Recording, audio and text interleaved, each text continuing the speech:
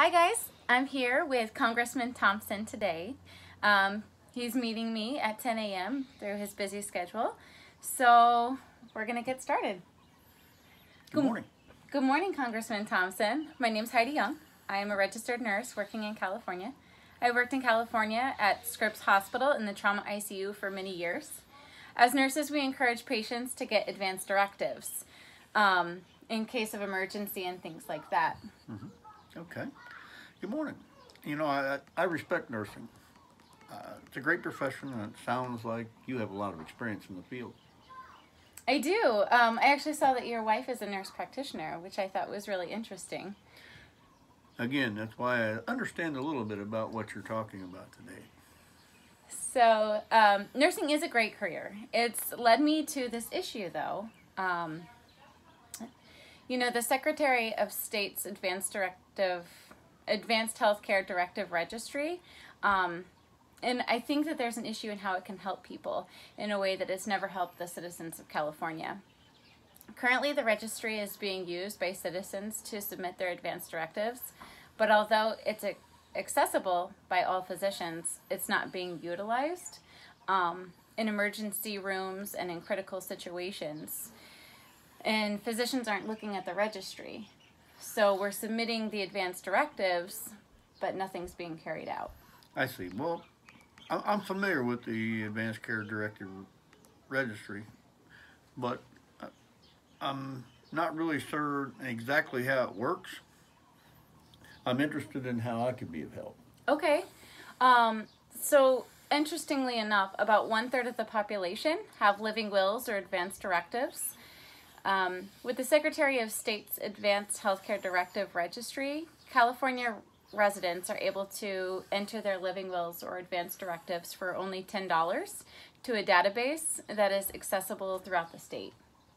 As healthcare providers, as you know, we encourage everybody to have an advance directive, just in case there's a critical situation.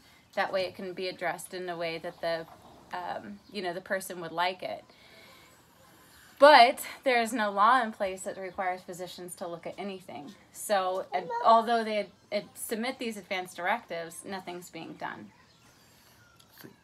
Well, it's a great plan to get more citizens active in planning healthcare directives. The price is great. It's not prohibitive. I hope it's getting utilized a little more frequently. Hey, Mommy. So from my understanding, it's being utilized pretty frequently, and the price is feasible, which is great because, you know, price is a big deal. However, I think more people would take advantage of it if more physicians were looking at it or required by law to look at things. And, you know, I think that it would make things better. I see. Well, I'm listening. I enjoy advocating where I can help. So that's my duty. That's what I do. It's not currently mandatory for emergency medical personnel to access the registry for patients, even if they are critically ill and may potentially die. Stuart Robertson, an 87-year-old man, submitted his living will to the California State Registry. Unfortunately, he was in a car accident, leaving him brain dead.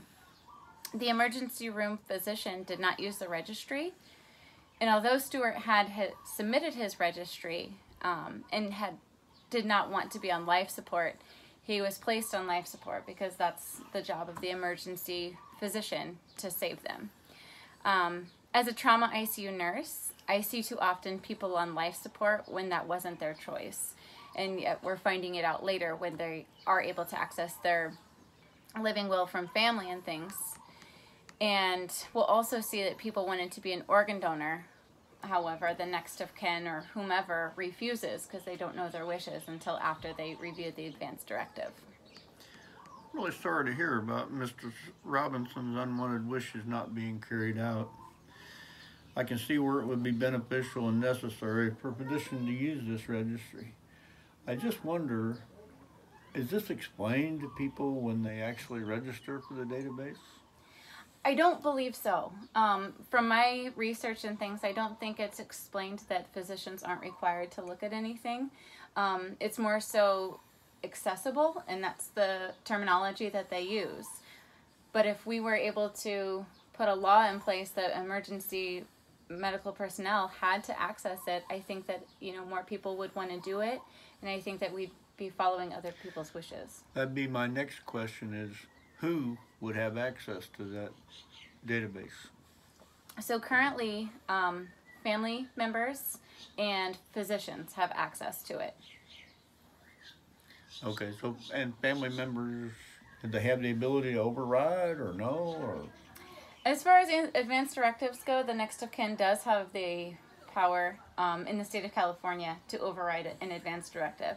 However, it's in place so that you're able to know the wishes of your loved ones. So then hopefully you would do what it is that they want. I see. Keep me informed of your progress, and I'll see what I can do.